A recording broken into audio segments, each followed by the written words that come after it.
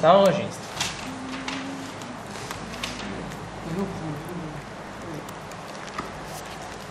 Alors, on est à la bracha.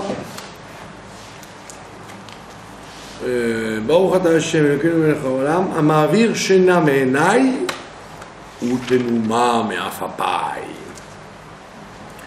Alors on dit que cette bracha-là, il ne faut pas répondre Amen parce qu'elle est attachée à la bracha suivante.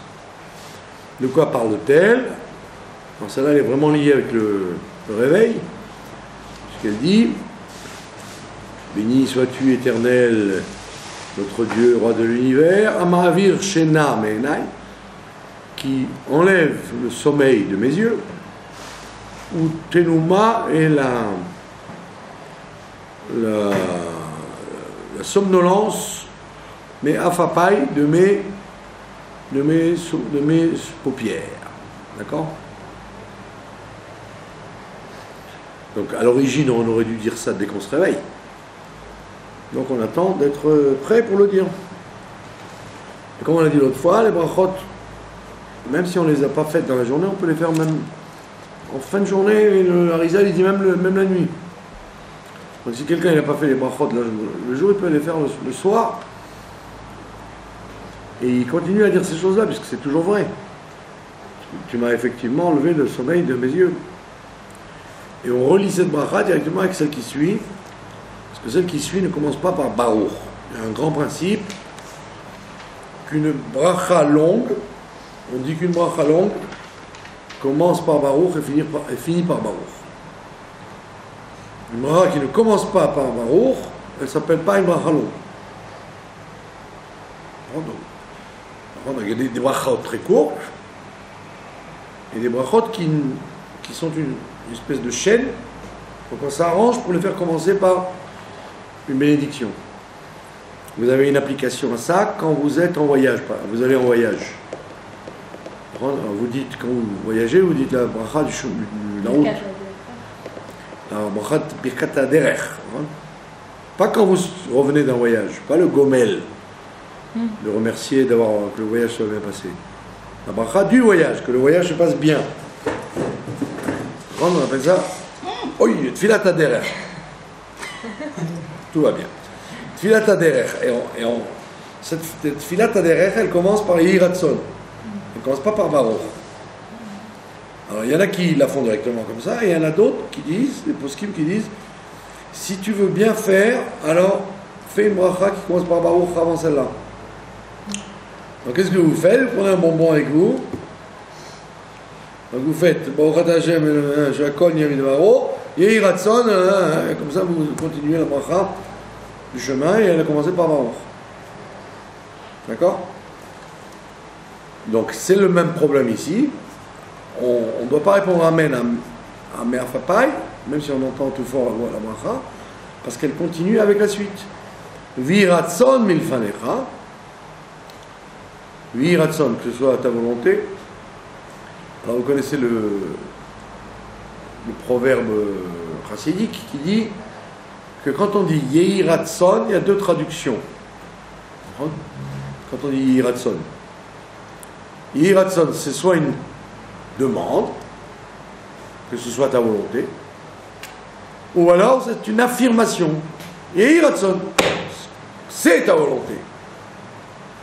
D'accord? Dans un cas, ça veut dire, comme on dit, peut-être ben oui, peut-être ben non. Ou peut-être que tu vas m'écouter, peut-être pas, tu vas pas m'écouter. Donc Yehi Ratzon. Comme on dit, oui, bon, c'était un Yehi Ratzon, quoi. Quelqu'un est malade et qu'il est mort, ben, on dit, bon, c'est un Yehi Ratzon, on a souhaité qu'il vive. Ou alors vous dites, non, Yehi Ratzon, ça veut dire que ce soit ta volonté. C'est-à-dire, je l'affirme. Et donc je fabrique la chose. Donc que ce soit ta volonté. Alors, traduction intégrale, Vi Ratzon, que la volonté devant toi soit devant toi, Hashem Elokeinu, Elokeotenu, le Dieu de mes pères et de notre Dieu et le Dieu de nos pères. Alors vous connaissez l'explication qui dit, bon, d'abord il était le Dieu de nos pères, notre Dieu. Donc on aurait dû commencer par Eloke Avotenu, Velokenu. Le Dieu de nos pères est notre Père. Et là on voit, on dit le contraire, on dit notre Dieu est le Dieu de nos pères. Alors on répond que, on voit ça avec Abraham et Yitzhak, que Yitzhak, il n'a pas servi Dieu comme son père. Étant donné qu'il n'avait pas la même origine dans la Neshama, Abraham il était le chesed, il était bonté, et Yitzhak il était rigueur. Mais on aurait pu dire, bon, ce que mon père fait, ben, je fais aussi. Il aurait pu simplement suivre son père. On ne voit pas du tout, il avait son propre chemin. Donc c'est ce qu'on te dit. On te dit, dans le service de Dieu, tu ne dois pas essayer de faire que ce que tes parents ils ont fait. Tu dois avoir ton chemin à toi. Et après, tu le relis avec le chemin de tes ancêtres.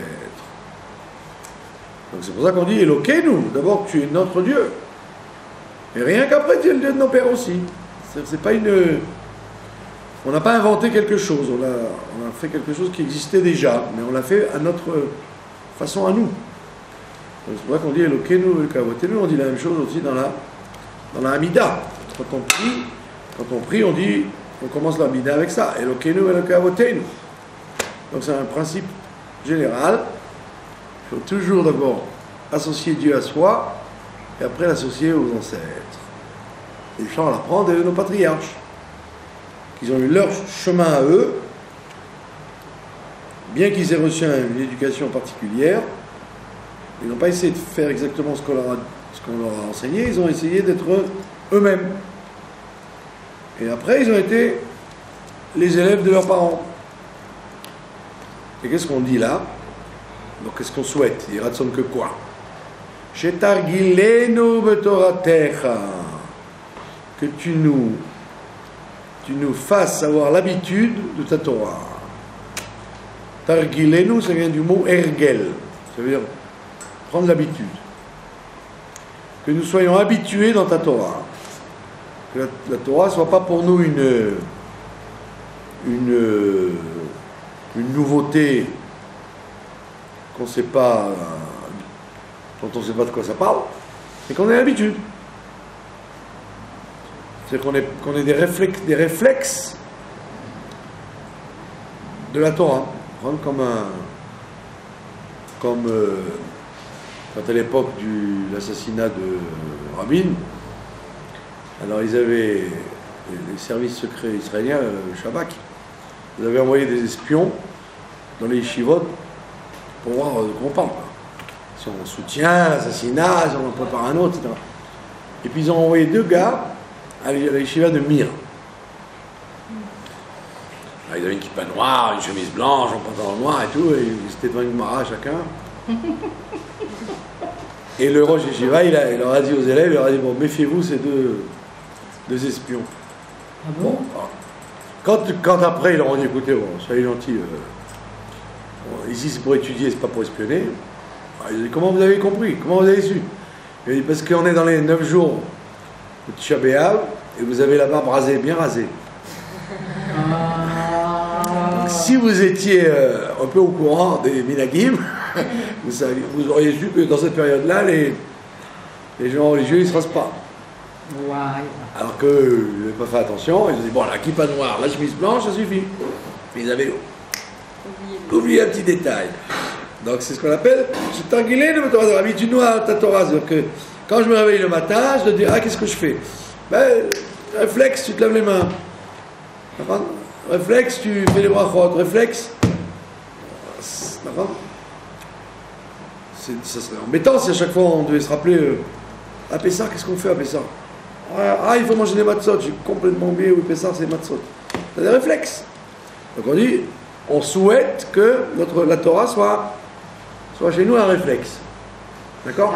Targil, c'est le mot targil. Voilà, c'est ça, targil, l'exercice. Qu'on ait le sens de l'exercice de la Torah en permanence chez nous. D'accord? Donc ça fait très routinier, vous allez dire. Mais c'est bon signe, ça veut dire que vous êtes tout le temps là-dedans, quoi. Donc on demande ça le matin. Habitue-nous à ta Torah. Que ce soit pour nous un réflexe automatique. On n'est pas de... On n'oublie pas quand on mange quelque chose, de faire une bracha avant de... Parce que je sais, moi, tu sors de la maison, tu mets la main sur la mezouza, etc., etc. Mais tadbikenu b'mitzvotecha, et on demande que tu nous colles à tes mitzvot. Tadbikenu, tu nous colles à tes mitzvot. Ça veut dire que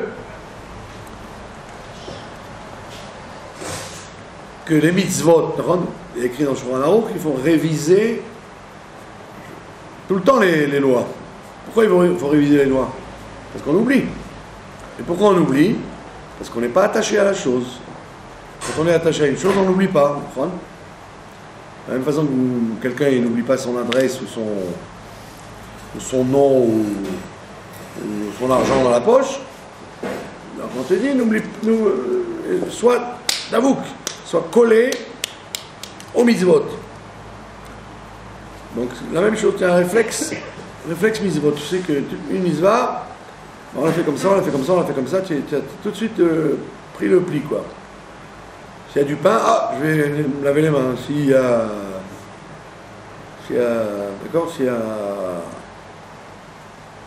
une Brit Mila, je sais que je peux être 1 heure en retard. D'accord? Tadbiké, nos mitzvot, que tu nous colles à tes mitzvot. Ve'al tevienu l'olidechet, et ne nous amène pas ni à une faute, l'olidé avera, ni à une transgression. Ve'avon, ni à une transgression involontaire. Donc il y a 3 noms très connus pour dire la faute. Il y a le chet, il y a la avera et le avon.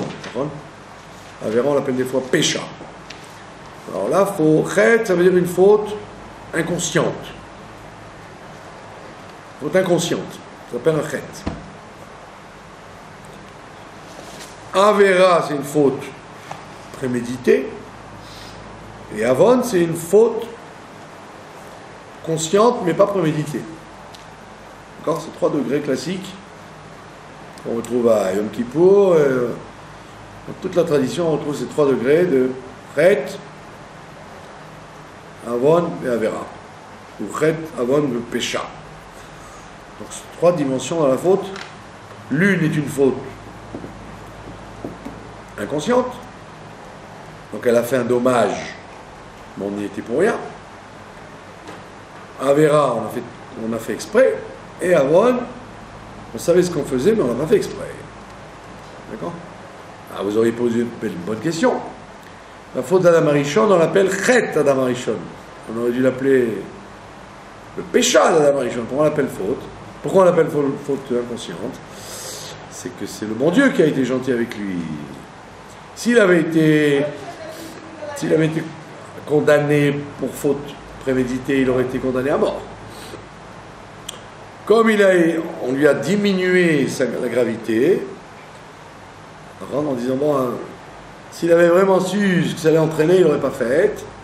Donc on lui a joué ça, transformé ça en faute, comme si elle était inconsciente. Comme Chet Hegel. Chet Hegel, on emploie ce mot-là pour diminuer la gravité. C'est-à-dire, si tu avais su les conséquences et ce que ça allait entraîner, tu ne l'aurais pas fait. C'est une façon de juger positivement.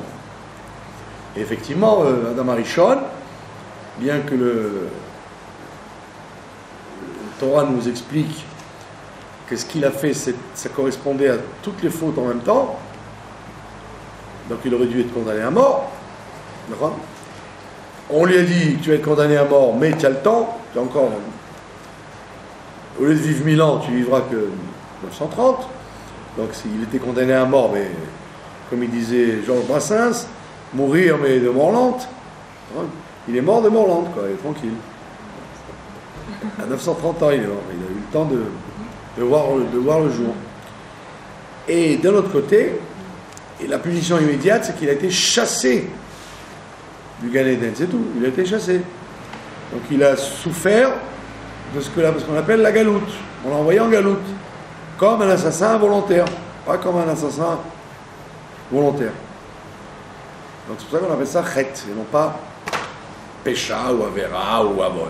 Donc, pour diminuer la gravité. D'accord? Donc ne nous amène pas à ça, on te dit. Velo l'idée nisayon, et ne nous amène pas à une épreuve. Velo l'idée visayon, et ne nous amène pas non plus à une honte. Quel rapport entre l'épreuve et la honte? Alors, il y en a qui disent que le vrai nisayon de quelqu'un, c'est la honte. C'est souvent l'épreuve la plus douloureuse pour quelqu'un, c'est la honte. D'accord? Ça veut dire, comme les deux inspecteurs du Shabak, ils se retrouvent devant tout le monde. Tout le monde s'est moqué d'eux. Donc c'est comme si vous arriviez à un mariage avec une tête d'enterrement, parce que vous êtes trompé d'événement. La honte que vous avez, c'est la plus grande épreuve qu'on puisse vous donner, quoi. D'accord? Donc ne nous amène pas ni à une épreuve, ni à une honte.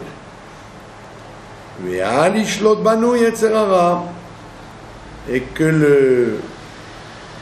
le mauvais côté, le mauvais penchant ne nous domine pas. Il n'y a pas de shlita sur nous. On ne t'a pas dit de le tuer, tu ne pourras jamais le tuer, etc. C'est une guerre trop compliquée pour le tuer. Mais au moins qu'il ne te domine pas, quoi, qu'il n'ait pas le dernier mot chez toi. V'yarchikenu me'adamra. Alors après être passé du domaine entre l'homme et Dieu, on passe du domaine entre l'homme et l'homme. V'yarchikenu me'adamra. Éloigne-moi, éloigne-nous, me'adamra, d'un homme méchant. D'accord? Ou mechavera, ou d'un ami méchant. Alors, il faut savoir, si c'est un ami, comment il est méchant. D'accord? Quand on dit, ça veut dire qu'il peut être gentil. Ouais, il est gentil, mais il n'est pas pour toi. C'est un chaver, mais il n'est pas chaver tov, il est chaver ra. Hein? C'est-à-dire, il va te dire, où tu vas là maintenant? Tu vas prier à cette heure-là? Non, tu sais quoi, viens, on va manger une glace d'abord. C'est un chaver, mais c'est un chaver ra. Au lieu de t'entraîner à faire des bonnes choses, il t'entraîne à perdre ton temps dans les cafés. Donc on te dit, éloigne-moi d'un mauvais ami. Donc c'est pas qu'il est méchant. Il n'a pas une kavana de le faire fauter. Mais il a une intention de s'amuser plutôt que d'être sérieux. Donc on appelle ça un chaver. Et donc ça, on demande le matin qu'on nous épargne de ça. D'accord? Et colle-nous au bon penchant. D'accord? Ou v'ma'asim tovim. Et colle-nous à faire des bonnes actions. V'chof et titzreinu. Chof, c'est la chaîne obligée. V'chof et titzreinu, ça oblige notre yetzer, oblige notre penchant, et je t'amène là à être esclave de toi. D'accord? Le penchant au mal, il aurait tendance à ne pas vouloir obéir à Dieu, il voulait désobéir, à vouloir se révolter. Alors il te dit non, il oblige notre yetzer hara, notre penchant au mal, à être esclave de toi. Utnenu ayom, et mets-nous aujourd'hui, ou v'chol yom, et chaque jour, le chen ou le chesed,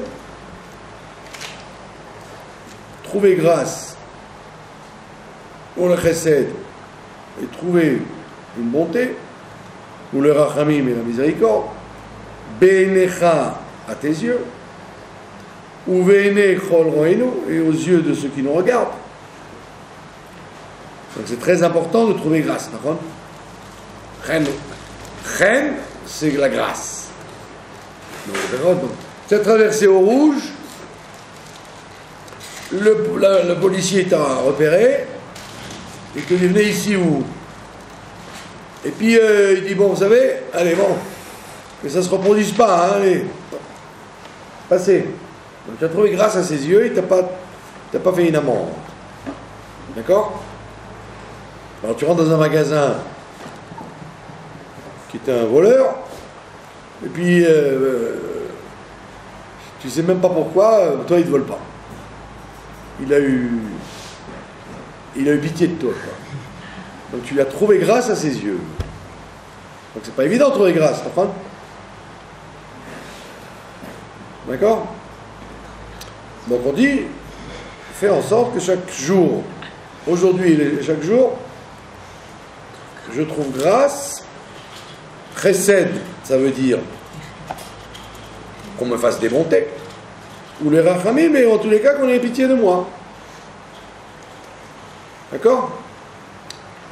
À tes yeux et aux yeux de ceux qui nous regardent. Donc, une fois de plus, trouver grâce de l'homme à Dieu et de l'homme à l'homme, de ceux qui nous regardent. Vetigmelenu chasadim tovim, mais ça c'est très important cette chute de la bracha. Et tigmol, fais-nous un cadeau. Donne-nous chassadim tovim, des bontés des bontés bonnes. D'accord? Donc ça veut dire qu'il y aurait des bontés pas bonnes. Effectivement, il y a des bontés pas bonnes, c'est-à-dire des choses qui t'arrivent, comme rien de mal ne peut descendre du ciel. Donc si ça arrive, c'est que c'est bien. Mais seulement, c'est pas forcément agréable. Donc on dit, gratifie-nous de bonté que l'on ressente comme étant bonne. D'accord? Si le même jour, vous alliez d'un bon pas faire une mitzvah et puis le policier vous arrête parce que vous avez traversé au rouge, vous dites pourquoi j'ai payé 100 shekels? J'étais faire une mitzvah, j'étais rendre visite à un malade. Qu'est-ce qui s'est passé? D'accord? Donc en vérité, c'est pour ton bien, mais pour toi c'est du mal à le digérer que c'est pour ton bien. C'est pour ça qu'il a dit Tigmelenu chassadim tovim. Donne-nous des bontés qui sont à nos yeux bonnes. Qu'est-ce que c'est une bonté mauvaise? C'est quand tu ne comprends rien à ce qui t'arrive. C'est une bonté mauvaise. Ça t'arrive, donc je dis, ça ne peut être que le bon Dieu qui fait ça. Et comme ça t'arrive et que tu ne comprends rien, alors tu n'appelles pas ça Tov. Tu appelles ça Ra. Bien que ce ne soit pas du Ra. D'accord? Il y avait une peau de banane sur la rue, c'est toi qui as glissé dessus. Tu aurais pu mettre le pied à côté, tu ne l'as pas mis à côté. Donc c'est le bon Dieu qui voulait te faire tomber. Et donc tu appelles ça, mais tu ne comprends pas pourquoi. Parce que tu allais rendre visite à un malade. Donc il te dit, donne-nous des chassadim tovim. Donc ça veut dire que le matin, tu souhaites d'avoir que des choses, pas seulement qui soient bonnes, mais qui soient ressenties par toi comme bonnes. De l'argent, des sourires, des compliments, des bus qui ne te ferment pas la porte au nez, des bureaux qui ne font pas la grève quand tu arrives, etc., etc. Il y avait une jeune fille l'autre fois une jeune fille, elle s'est levée le matin, dès qu'elle s'est levée le matin, elle a donné un coup de pied dans le seau d'eau. Donc elle a été chercher un truc pour nettoyer, une raclette avec un chiffon. Oh, Bon, la raclette, elle s'est donné un coup sur la tête, dans le placard. D'accord? Après, elle a voulu se faire un café. Tu se traverses? Non, comme il y avait de l'eau, j'ai giclé sur le bouilloire. Elle a fait sauter le bouilloire.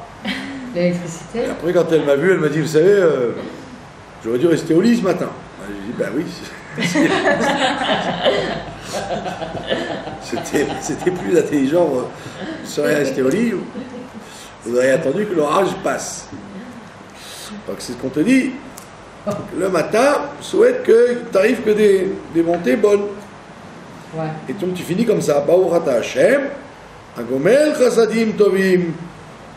Béni sois-tu qui distribue des bontés agréables, les hameaux Israël à son peuple juif. D'accord? Donc des bonnes nouvelles, ça veut dire que tu n'es pas de déception. D'accord? Aussi bien au niveau individuel qu'au niveau collectif. Donc là, à ce moment-là, il faut répondre Amen si vous entendez ça. Quelqu'un qui le dit. Après, il y a une bracha qui suit, qui est similaire à la première, avec quelques petits changements que nous allons voir. Yehi Ratson Milfanecha, Hashem Elokai Elokei Avotai. Là maintenant on le dit au singulier, alors que tout à l'heure on avait dit Elokeinu Elokei Avotenu. Donc tout à l'heure on avait parlé au nom de tout le clan d'Israël, on a parlé au nom du peuple. Là on parle au niveau de soi-même. On parle individuellement. Donc on rajoute, mon Dieu est le Dieu de mes pères, Shetatsileni Hayom, de me protéger aujourd'hui, ou Bechol Yom, et chaque jour, mais Azeh Fanim, des gens insolents. D'accord? Mais Azeh Fanim. C'est quoi les gens insolents? C'est l'Israélien classique qui vous dit Miata Bichlal, avec la main comme ça, vous voyez, la main qui se retourne. Qui tu es? Ah ouais. Il vous double, par contre, il vous fait une queue de poisson, ou il vous double dans la queue, et quand vous lui faites une réflexion, il vous dit Miata Bichlal. Ah bon, comme ça ils font? Ouais. Donc c'est ce qu'on appelle les gens insolents. D'accord? Azéfanim, les gens insolents. Ou meazout panim, et de toutes sortes d'insolences qui soient. D'accord?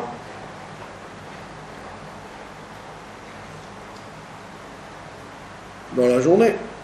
Meadamra, encore une, donc on se souhaite individuellement ce qu'on avait dit là-haut, Meadamra d'un homme méchant. Ah ouais, on adore, hein. Alors un homme méchant, c'est pas forcément un assassin ou un bandit. Mais un Amra, ça veut dire que quelqu'un qui n'est pas en train d'être en phase avec le temps que vous êtes en train de vivre, d'accord? Il vous croise dans l'escalier, vous êtes pressé, et il vous dit dis-moi, pourquoi le voisin il a fait du bruit avec toi? Oh là là, j'ai que ça à faire maintenant. Je vais m'occuper de ça à cette heure-là. Pourquoi le voisin? Alors, si j'étais sorti de chez moi 10 secondes plus tard, je ne l'aurais pas vu. Ouais. Comme l'autre fois, j'ai rencontré quelqu'un très amusant. Il me dit, Gvodarav, tu ne veux pas me signer un témoignage? Un témoignage, je vais lui signer un témoignage qu'il a acheté une voiture au boulanger là, Rabat, et que Rabat ne veut pas lui payer la suite. Enfin, j'ai une histoire d'envers de nous. Je lui dis, mais je connais ni je te connais, ni je le connais, ni je sais de quoi tu parles. On va avoir un avocat qui se met. Non, signe simplement, il signe que tu es témoin. Et il ne voulait pas me lâcher, comme on dit. Ben, il dit, sois gentil. Je ne signe pas un papier sur un truc, je ne sais même pas de quoi tu parles. Et en plus, il voulait que je sois témoin. Je l'ai vu, quoi. J'ai rien vu. Je sais même pas si. Peut-être c'est même pas vrai que j'ai jamais vendu une voiture. Et il a insisté. Il m'a dit, mais je connais personne, je connais personne. Eh ben, très bien, tu connais personne. Tu connais que moi. Moi, je te connais pas. Je ne signe pas quelqu'un que je connais pas. C'est Pshita. Donc c'est ce qu'on appelle Adamra. C'est pas quelqu'un qui est méchant fondamentalement. C'est quelqu'un qui vient vous casser les pieds dans un truc qui n'a rien à voir avec vous. Ouais. Et vous ne savez pas comment sortir de là. Quoi. Des fois, vous avez le syndrome du Baal Shem Tov. Peut-être à cause de ça, si je lui avais signé le Ma chère c'est venu, le symptôme, le syndrome de l'action qui aurait sauvé le monde. Ouais. Et quand vous êtes un peu plus mûr, vous vous dites, qu'est-ce qui vient me casser les pieds, celui-là encore il a trouvé comment. Donc c'est ce qu'on appelle Adam Ra. On n'a pas dit la Gestapo ou les Cosaques. Adam Ra, ça peut être quelqu'un qui est très gentil, mais qui vient comme un chien dans un jeu de quilles, un empêcheur de tourner en rond au moment où vous n'avez pas de temps à perdre. Ouais. Ou Mechavera et épargne-moi du Chavera dont on a parlé tout à l'heure, de cet ami qui est méchant. Donc, il est très gentil, c'est un bon ami, mais il vous propose des trucs qui n'ont rien à voir avec vous maintenant. C'est pas le moment. Ou Mishachenra, ou d'un mauvais voisin. D'accord? Le rabbi l'avait expliqué à propos des Pirkei Avot, il y a écrit là-bas Archek Mishachenra, éloigne-toi d'un mauvais voisin. Alors, on dit que les Pirkei Avot, c'est un texte d'Halachot et en même temps un texte de Chassidut. Alors, quel Chassidut, c'est d'être mieux que la Halacha. Alors, on croit il y a de la Chassidut là-dedans, de s'éloigner d'un mauvais voisin. Alors, le rabbi répond qu'un mauvais voisin, c'est pas un voisin méchant. Ça n'a rien à voir avec la méchanceté. C'est un voisin qui ne correspond pas à ce dont tu as besoin maintenant. Et qui c'est le mauvais voisin? Ça peut être le rabbi. Tu le vois faire un truc, tu vas essayer de faire la même chose, et c'est un mauvais voisin pour toi. D'accord? Ça ne correspond pas du tout à ton niveau de service de Dieu, de faire ce que un tzaddik il fait. Ben, tu n'es pas fait pour ça. Donc pour toi, c'est un shachelra. Il n'est pas forcément un mauvais voisin. C'est un voisin qui correspond à un service de Dieu, à une façon de se comporter qui ne correspond pas du tout à ce qui te convient pour l'instant. Ouais, tu vois quelqu'un, tu dis, oh, il prie 5 heures par jour, il ne travaille pas, il fait que prier, dire des télim et tout. Ben oui, peut-être c'est un mauvais voisin pour toi, parce que qui t'a dit que tu dois vivre comme ça, toi? Qui t'a dit que tu dois vivre comme ça? Peut-être que toi, tu dois prier 5 minutes et aller travailler 10 heures. Ça dépend de ce que tu es venu faire sur Terre. Donc le mauvais voisin, c'est pas forcément un méchant personnage, c'est quelqu'un qui n'est pas un exemple pour toi à un instant précis. D'accord?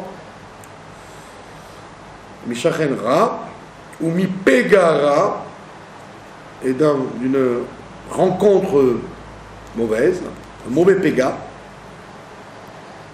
D'accord? Une rencontre, péga, une bia, un pigoua, c'est un attentat. D'accord? Pégara, d'une rencontre mauvaise. D'accord? Pégara, ça veut dire que tu es juste au moment où tu descends l'escalier, ils sont en train de nettoyer les marches et tu risques de tomber dans l'eau. Ça s'appelle un pégara. D'accord? Alors, tu es très en retard et à ce moment-là, il y a un embouteillage qui n'en finit plus. Et ça s'appelle pégara. D'accord? Meainara. Donc, épargne-moi du mauvais œil. D'accord?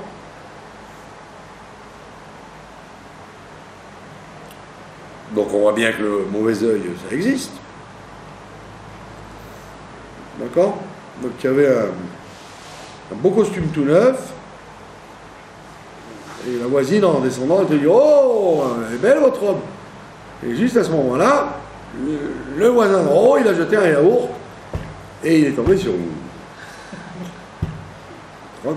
Ça, c'est le mauvais œil de la voisine.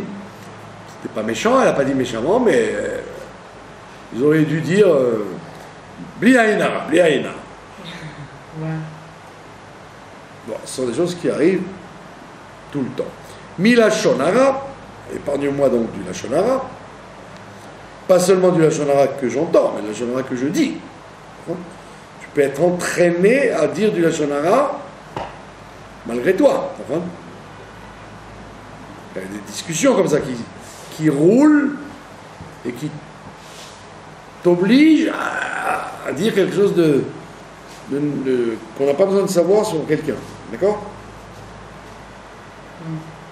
Parce que la plupart des gens qui disent du Lachonara, c'est pas pour dire du Lachonara, c'est pour se confier, pour se défouler d'un problème qu'ils ont. Enfin, quelqu'un, il a fait du mal à quelqu'un d'autre, alors il se croit obligé de vous le raconter, pas pour dire du mal de l'autre, mais pour parler. Ça les aide. Et vous avez du mal à dire, bon, soyez gentil, ça ne me regarde pas ce qui s'est passé. D'accord? Et vous-même, vous êtes très souvent entraîné à en raconter. Alors il dit, ne me mets pas dans une situation comme celle-là. Ça, c'est maintenant plus grave. Mi malchinout. Épargne-moi de la malchinout. C'est quoi la malchinout? Malchinout, c'est les mouchards. Les mouchards, c'est les gens.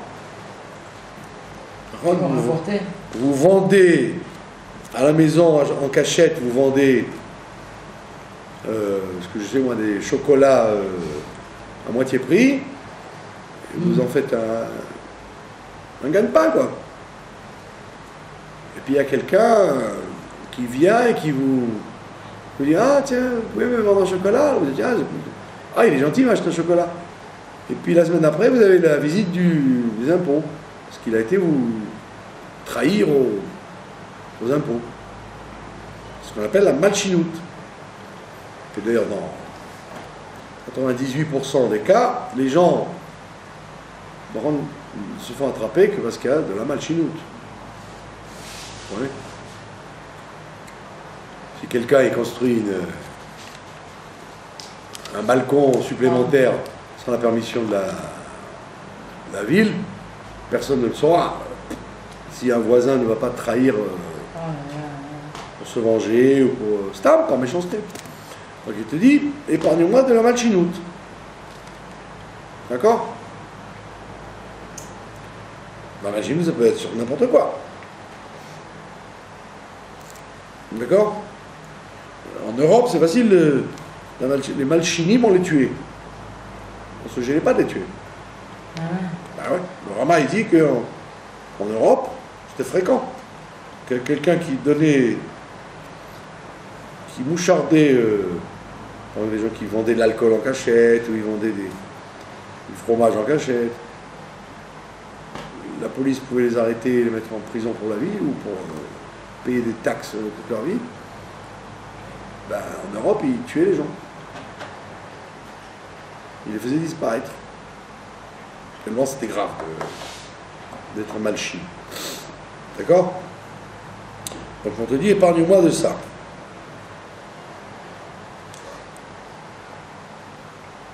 Mais Edut Sheker, d'un faux témoignage. Mais ici, ça ne pardonne pas. Hein. Ah ouais, d'un faux témoignage. Missinat abriot. Épargne-moi de la haine des créatures. D'accord? Les briotes, c'est comme on dit, les gens qui n'ont rien d'autre que d'être des créatures. Ils ne sont pas ni beaux, ni intelligents, ni droits, ni qui n'ont aucune valeur, si ce n'est que Dieu les a créés, quoi. On appelle ça des briotes. Alors, épargne-moi de la haine des briotes. Mais Alila, épargne-moi d'une alila. Qu'est-ce que c'est une alila? C'est un complot. Un complot. D'accord? C'est quoi le complot? Ça veut dire que Pitom, on raconte sur vous que des trucs inimaginables. Quoi. Ça s'appelle alila.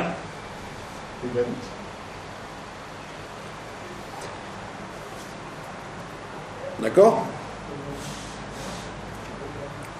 Alila, ça veut dire une cause qui entraîne une autre cause, qui entraîne une autre cause. Donc on peut fabriquer sur vous une alila. Donc tu dis, Dieu m'épargne de ça. Mimita Meshuna, d'une mort bizarre. Une mort bizarre. D'accord? C'est-à-dire quelqu'un qui meurt d'un accident de voiture, brusquement, ou alors d'une chute, ou d'une... Le docteur il s'est trompé, il lui a donné un médicament au lieu d'un autre. On appelle une mort bizarre. Qu'est-ce qu'on n'appelle pas une mort bizarre? Ben, c'est quelqu'un qui était en bonne santé, puis il est malade doucement, puis après, il s'en va. Bon, c'était à prévoir dans le cours des choses. Quoi. D'accord? Imita Meshuna.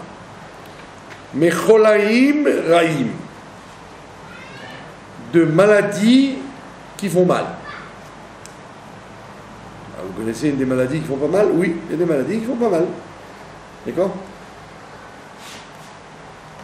Ça veut dire que ce sont des maladies que vous soignez. Donc ni vous avez mal, ni vous avez peur, ni on vous dérange. D'accord? On appelle ça des maladies mauvaises. Parce qu'il y a des maladies qui sont bonnes. C'est quoi les maladies qui sont bonnes? C'est une maladie, par exemple, qui est une mise en garde. Vous avez dit la shonara et vous avez mal aux dents. Alors on vous dit, arrête de dire la shonara, tu n'auras pas mal aux dents. Donc le mal de dents, il était pour vous dire, nous, arrête de dire du mal. D'accord? Donc on vous a donné un truc comme un avertissement, puis dès que vous avez fait tchouva, hop, on vous l'enlève. Cholaim Raïm, c'est quand vous ne voyez pas comment c'est arrivé et comment ça va partir. D'accord? Bon. Un choli, une maladie quelconque, c'est une mise en garde. Donc vous dites, ah, c'est bien, au moins il faut faire tchouva là-dessus, puisqu'il y a ça. Mais il y a des maladies, vous ne savez pas comment elles viennent et pourquoi elles viennent, et ni le docteur ne sait les guérir, ni le temps ne les arrête. C'est pour ça, cholaim raïm. Ou mimikrim raïm. Et des accidents, des événements mauvais. D'accord? Mimikrim raïm, c'est des événements mauvais.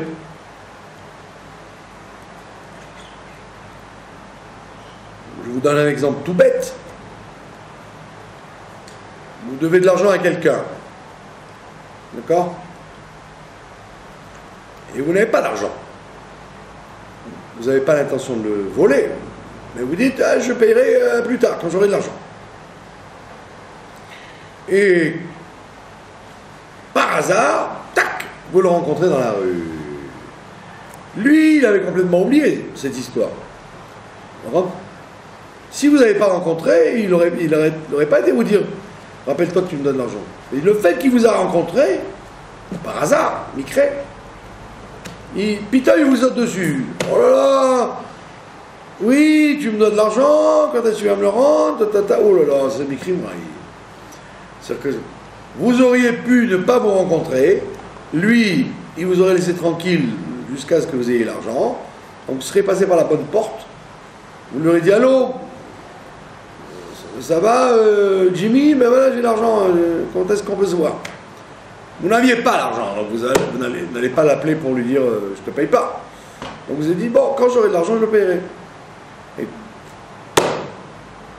Le problème, c'est que vous l'avez rencontré, alors que lui, vous avez oublié pour l'instant. Et vous le rencontrez, et lui, il s'en souvient, et vous fait une histoire dans la rue. Ça s'appelle Mikrim Raïm. Un Mikré, un hasard, malencontreux. Il peut y avoir des Mikrim Tovim, d'accord? Des Mikrim Tovim. Je connais quelqu'un qui a besoin d'argent, et quelqu'un l'a rencontré dans la rue, il dit, tiens, j'ai 1000 shekels, est-ce que tu aurais besoin de 1000 shekels? Lui, il était comme un fou, évidemment. Il dit, pourquoi moi? Mais quand je suis parti de chez moi, j'ai dit, tiens, la première personne que je vois, je devais lui donner 1000 shekels. Comme c'est toi, voilà 1000 shekels. Ça, c'est Mikrim, Mikretov. Ah oui. Comme des temps. Ça arrive, mais c'est des choses qui arrivent tous les jours. Alors il y a le Mikrera, le Mikrera, le Mikretov. D'accord? Vous aviez 2 morceaux de viande à acheter et vous vous êtes trompé. Vous avez acheté un morceau qui est abîmé. L'autre qui était bien, vous ne l'avez pas acheté. Vous avez mis la main sur le pas bon. C'est le Mikrera. Donc il dit, épargne-moi des Mikrim Raïm, des hasards mauvais. Je veux bien des hasards, mais qui soient dans ma faveur. D'accord? Ça vous est jamais arrivé de courir, d'arriver juste à la fermeture du magasin et que quand vous arrivez, il ferme le rideau? Ouais. C'est comme ça. Ou Misatan Amashrit. Misatan Amashrit, c'est quoi le Satan? C'est un ange qu'on fabrique soi-même. Satan, ça vient de listo, ça veut dire faire pencher. Le Satan, c'est un ange qui empêche. Qui empêche. C'est un accusateur. Satan Amashrit, on appelle ça l'ange Amashrit destructeur. D'accord? Vous avez le Satan qui ne fait que retenir.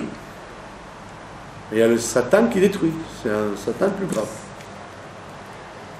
Le Satan Amashrit. Midin caché. Épargne-moi d'un din caché. C'est-à-dire d'une sentence dure. D'accord? Vous avez comparu devant le juge pour une raison quelconque, et le juge, il vous fait pas de cadeau. Il aurait pu dire, bon allez, oublions l'affaire, vous pouvez sortir, vous ne pouvez pas partir. On vous a dit, bon, peut-être je vais payer une amende.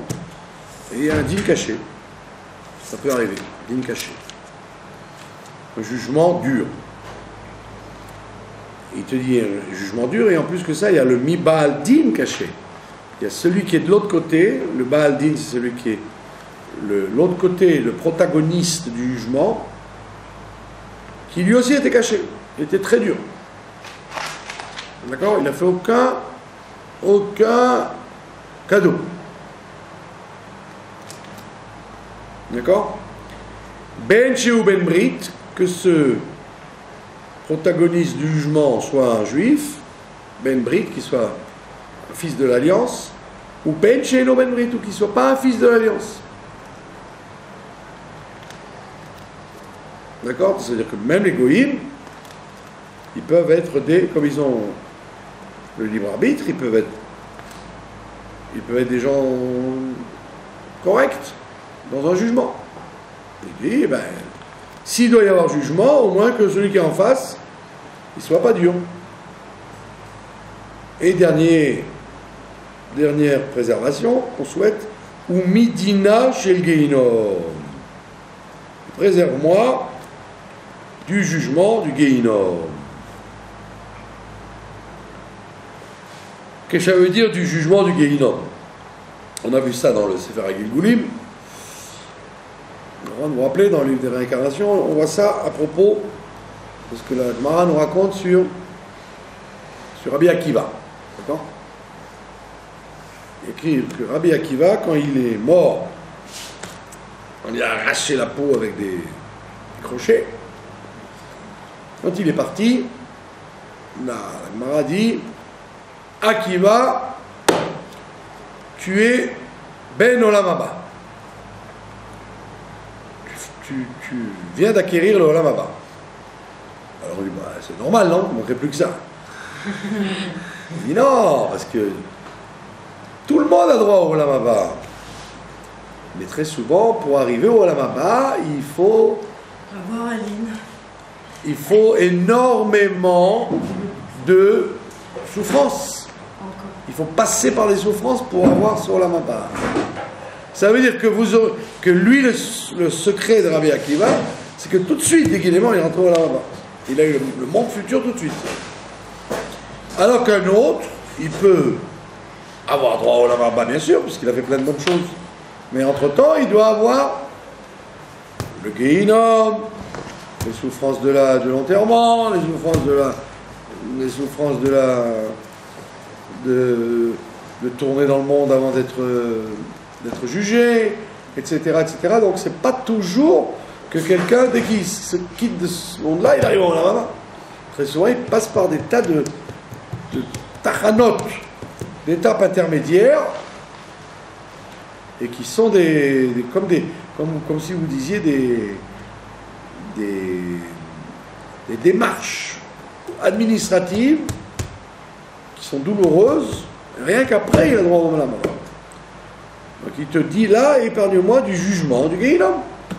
C'est-à-dire, j'ai pas envie de passer par le Gehinnom, si tu peux éviter ça. Alors en vérité, comment éviter le Gehinnom? C'est quand vous l'avez sur terre. Quand vous le traversez sur terre, vous ne l'avez pas de l'autre côté. D'accord? Donc tous les problèmes qu'on a dans la vie, c'est en général pour éviter le Gehinnom. C'est toujours ça de moins pour le Gehinnom. Donc c'est intéressant. D'accord? C'est intéressant, c'est quand même plus rentable de souffrir ici, même un peu, que de souffrir là-bas, même un peu. Voilà. Donc ça, c'est les brachot. On a dit, donc les trois premières, c'était les brachot qu'on ne peut pas déconnecter les unes des autres.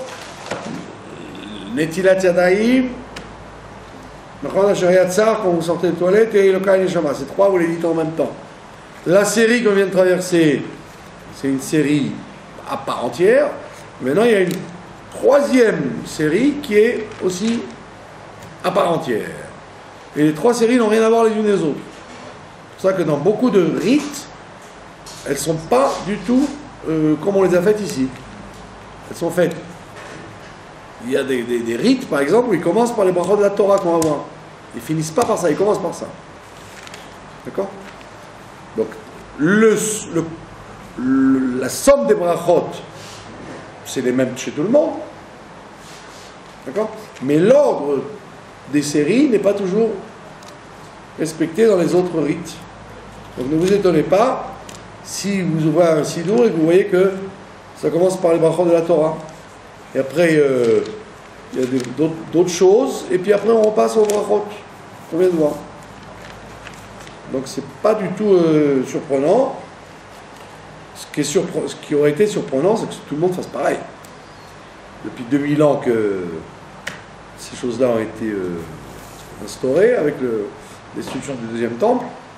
C'est déjà extraordinaire que tout le monde dise pareil, que la seule chose qui change, c'est l'ordre. Bon, après, donc on finit avec trois brachot très importantes, même pour les femmes, les brachot de la Torah.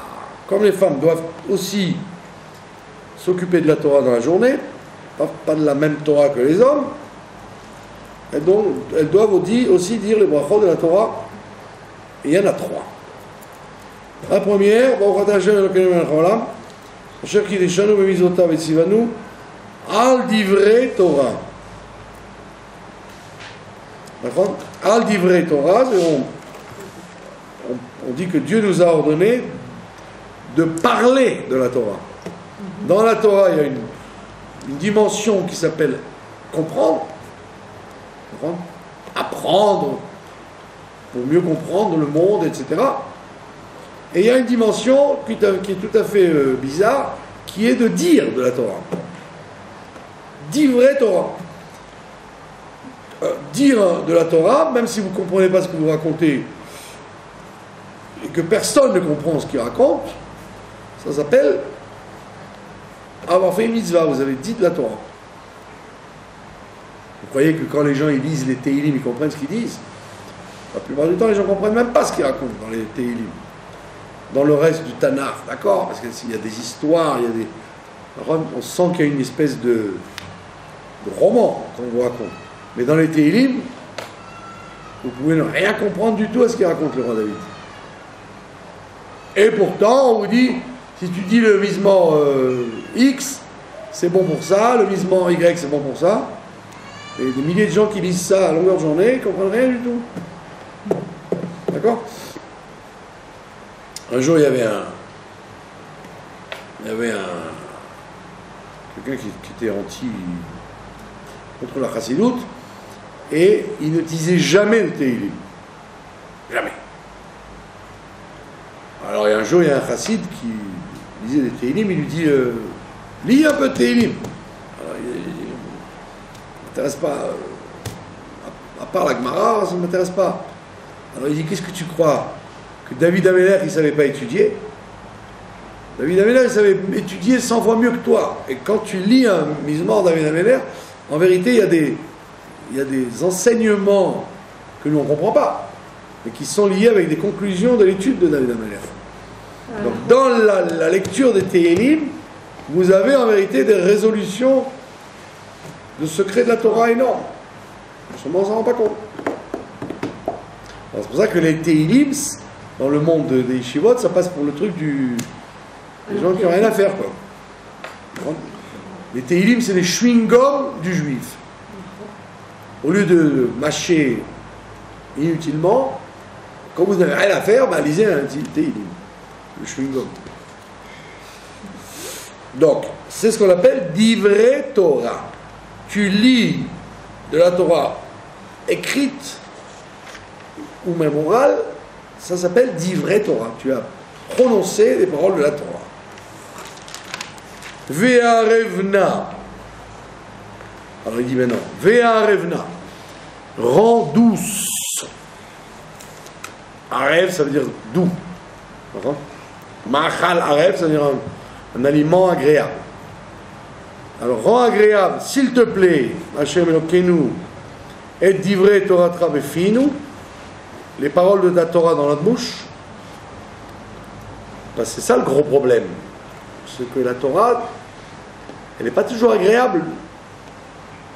Par contre, les enfants dans les écoles ou dans les yeshivot, ils ont du mal des fois à aimer ce qu'ils apprennent. Pas évident. D'accord? Donc on dit, rendre agréable pour nous les paroles de la Torah. Pas tout le monde qui trouve agréable les paroles de la Torah. Des fois, les gens, ils ont bien envie de zapper le cours. Et moi, il nous laisse tranquille, celui-là, mets-moi plutôt un film. Il va gonfler avec son cours de Torah, celui-là. C'est le plus malheureux sur terre. Il est le plus malheureux. Le vaille qu'on aime toute la Torah comme on aime le café au lait. Honnêtement. Si on prie ça tous les matins, c'est que c'est pas évident du tout de trouver la Torah douce. Ah, ça aide à aimer. C'est ce qui te c'est que vous le souhaitez, donc ça veut dire que c'est pas évident que ce soit doux.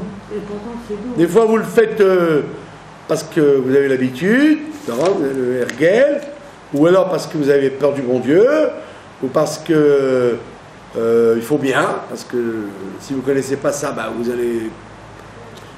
ça va vous manquer, mais vous trouvez pas ça doux, ça vous enquiquine. Ah.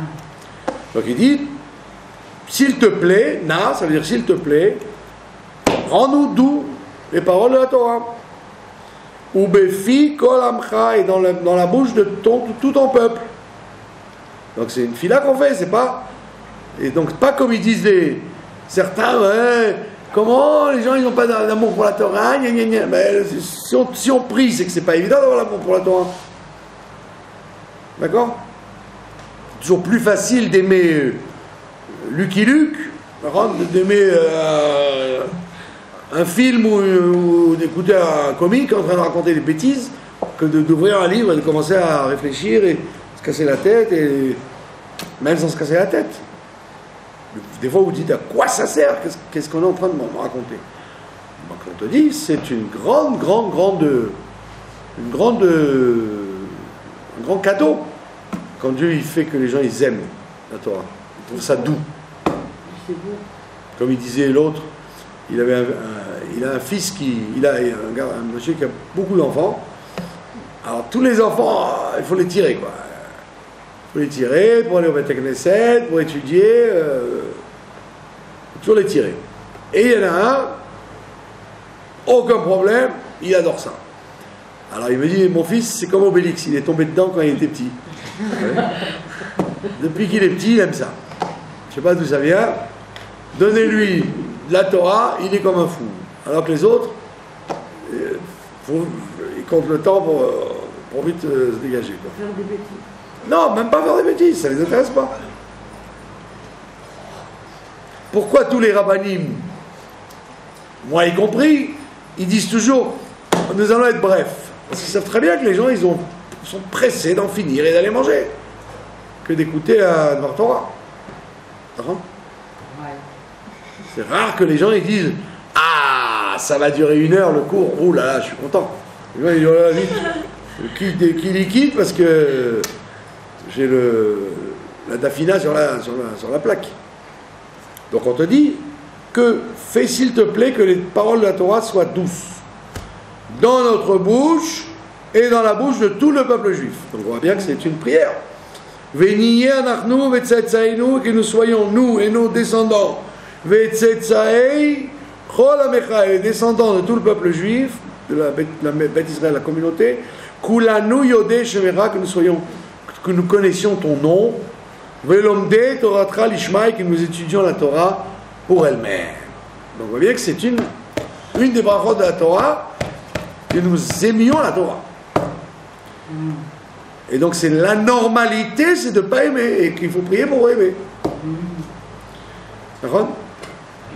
Qui est-ce qui aime manger sainement ? Vous connaissez des gens qui aiment manger des légumes bouillis à heure fixe, avec de l'eau pas fraîche ? Donnez-leur des shish kebab avec du piquant et du... D'accord ? Les gens ils sont plus heureux. Ou des pizzas plein de cholestérol. Les gens sont plus heureux. Donc les gens, dans la Torah, ils n'aiment pas la Torah, ils préféraient un truc facile à écouter, indigeste. Donc on prie pour ça. Baruch Hashem, Amelamed Torah l'amo Israël. Et donc on dit, béni sois-tu, qui enseigne la Torah à ton peuple. C'est-à-dire que le bon Dieu, il est vu ici comme un professeur. Et un professeur de la Torah, ben c'est lui qui vous donne le goût ou qui ne vous donne pas le goût. Ou il vous dégoûte pour toute la vie, ou il vous donne le goût, même sur des choses qui vous ennuient. Il y a des professeurs, des enfants, même sur des trucs très ennuyeux, les gosses ils sont là, ah ouais, ils ne veulent pas partir. Alors qu'il y a des professeurs, que même sur l'histoire d'Abraham, Yitzhak, le serpent, machin, alors que les gens ils doivent écouter comme ça, ils sont ennuyeux. Voilà. La semaine prochaine, nous verrons la 3e bracha, qui est la plus importante des 3 brachot de la Torah. Merci de m'avoir écouté attentivement.